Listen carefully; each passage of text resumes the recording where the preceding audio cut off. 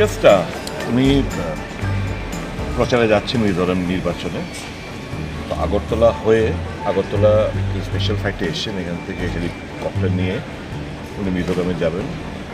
কালকে আবার বিকেলবেলা ফিরে আসবেন, আগরতলা হয়ে আবার দিল্লি যাবেন। তো উনি যখন এসছেন উনি আমরা বার্তা দিয়েছেন জাস্ট এসো, কয়েকদিনের সঙ্গে একটু কথাবার্তা বলবো।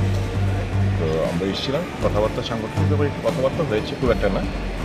আর ত্রিপুরা খোঁজখবর নিলেন, ত্রিপুরার মানুষ কীরকম আছে, এবং উনি আমাদের আশ্বস্ত করছেন 5 লাখ নির্বাচনের পর উনি ত্রিপুরায় বুদ্ধিগত আসেন।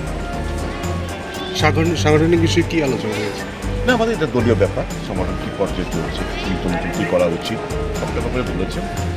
আর 5 রাজ্য নির্বাচনের পরে 2 দিনের জন্য উনি এখানে আসবেন।